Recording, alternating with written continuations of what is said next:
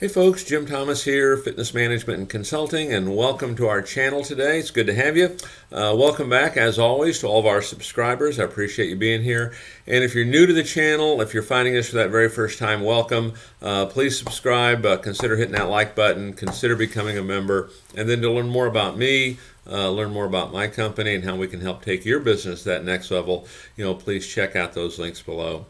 And so with that said, let's get into our topic here today. And it's 5 ways to finance your gym business. 5 ways to finance your gym business. I want to talk about a few things before I get into my 5 different ways you can potentially do this. And number one, it's always our suggestion. You're a new club starting out, you're an existing operator, always be looking for funding. This should be an ongoing thing, just like you're always looking for new members. You're always looking for funding. Doesn't necessarily mean you always have to take it, but you're always looking for it. You always want to have it at your fingertips because you just never know when there might be a hiccup in the road where you need money. You never know when there might be a unique opportunity out there where you need money. And it's been my experience that if you go looking for it when you need it, you don't get it fast enough. And so you want to be able to act on these things. And then certainly if you have issues in your gym, you want to be able to have funding available too. You don't want to find yourself starting to choke this thing off. So always be looking for funding. The other thing that I see is that so many gyms, one of the common components, outside of sales and marketing and things like that, one of the common components is being underfunded. Okay, and the lion's share of clubs that struggle, go out of business even, you can always point to being undercapitalized when they first got started. So, take a look at various opportunities that we're going to talk about here. And also, before I jump into that, there's 2 links below. We have 2 links below that you can check out on funding. And on these opportunities, these are things that we research and we've had a lot of success with other clients. You could potentially get up to as much as $500,000 in funding, if you need that much, with a 680 credit score or better, and then showing income of $50,000 a year. Those are your 2 primary criteria. So there's some opportunities here to get funding, but I want to encourage each of you, always be looking.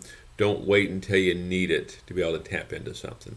And if nothing else, look at a line of credit, something like that, where you're not going to be charged for it or have to pay anything back until you actually tap into it. So that can be a good resource for you as well. So let's get into the 5 ways to finance your gym business. And number 1 on my list is, it's a bank loan. This is where most people go. This is typically where it all happens. And the challenge with it is you need to have a history of profit. Okay? And so if you're a brand new gym, not to say it can't be done, but if you're a brand new gym, it's a little more problematic. Okay, they're probably going to want collateral, may want a co-signer, may want you to take on an additional partner. I mean, these are things that we see, frequently on that. So you have to have that history of profit, and if you don't, you need the collateral, co-signers, partners, other things. The other thing too on these bank loans, for you folks that are brand new at this, they may want a history of working in the industry. Okay, so that makes it a little more challenging as well. I know we've had some success with clients of ours where they've included me, my company, my profile in that business plan, and in some cases, the bank has accepted that as part of a package as well. So, and if you're a club that's struggling, okay, you don't have that history of profit the last 2 or 3 years, can make this challenging. So, the bank loans are good. It's a place where people go, SBA and things like that. But there is a history of profitability that they will look for, your own background in the industry, and then if you don't have that, they're going to look for collateral and what else do you have. So bank loans can work. They work for a lot of folks. There are some things you have to do along the way on that. Number 2 is asset-based lending. Asset-based lending. And, this is, financing off your assets. This is really like your equipment. Okay, financing your equipment. That's a great example of asset-based living, or of asset-based lending. And it's one of the more common things. I know when we talk to folks, we always encourage, leasing the equipment, in part because you get to keep your cash. But also, you kind of always have that lease payment where you're always bringing in new equipment. But, asset-based lending, and a little bit you can actually set that up like a line of credit. And the benefits, to a line of credit, you're not paying anything back until you actually tap into it. You could be sitting on that until, that time came up. Number 3 is factoring. You can factor your accounts receivable. Okay, and so one of the ways that you can look at on this, if you choose to, take a little bit of research, but say your membership agreements, if you're signing them up on a 12-month and 24-month commitments, okay, is there somebody who would buy that paper? Is there someone who would buy it? It's factoring. Would someone buy it? And depending on, kind of what they're doing, how it's set up, and money into it, they might have their own criteria. They would give you 70, 80, maybe 90% of the face value. They'd probably give you the 90% if you had like a 6-month contract, maybe a 12-month. They'd give you the 80, the 24-month, a 70 or a 60, something like that is what it would probably be. But you can look at factoring, and years back in the industry, that was a common thing. Is factoring. That paper essentially would be sold, and you get your essentially a lump sum, right up front. So you can look at factoring. Number 2 is merchant cash advance. A merchant cash advance. And typically this is based on, usually you're going to have to be in business. New club startup's not going to be able to do this because there really is no track record to go off of. But a merchant cash advance is, based on your history, based on what you've done before, they will advance you a certain amount of money, and then they'll take it out of each future transaction.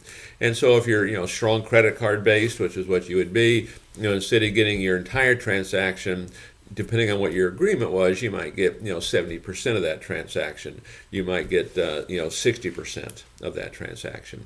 And one of the companies that does a lot of that, when you're looking at fintechs and things like that, PayPal, they do a lot of the merchant, cash advance programs. And so if you have that as a program, if you generated, a lot of revenue through there, you could qualify for some of that. And it's generally pretty easy to do. Okay. And then number 5 is financing on purchase orders. Okay, you've got big orders coming in. Maybe you're buying, equipment. Maybe you're buying, something else, some kind of an improvement for your gym, where your bank will fund based on that. Okay, and that can be a way to look at getting some additional funding. So you have to get a little bit creative here sometimes on how to do this. And it's one of the things when we're looking at new club startups. We're always looking at, how can we do more with less? Like your finish out allowance, a lot of times we need funding for that finish out allowance, but also know that's a negotiable item. Okay, you may indeed get your landlord to cover all of it or a significant part of it. Your ramp up, to profitability, making sure we have a good 90-day pre-sales, maybe first 90 days of abated rent, gives you 6 months of strong selling. So there's a lot of things you can do to help mitigate some of this, and of course your equipment purchases, we suggest, financing on that. Generally speaking, that's not a difficult thing, okay, because you have some good solid collateral right there. So take a look at the 5 options here. Take a look at our 2 options below. If you're looking for funding, click on the links below. 680 credit score, 50K in income, good chance that you can get approved on something like that and have some funding sitting there in case there is an opportunity in your marketplace. So folks, my name is Jim Thomas. My company is Fitness Management and Consulting. Appreciate you being here at the channel today. And if you've not yet done so, please subscribe. If you found the information beneficial, please hit that like button. Consider becoming a member. And again, to learn more about me, learn more about my company and how we can help take you to that next level, check out those links below. And we look forward to seeing you all in that next video.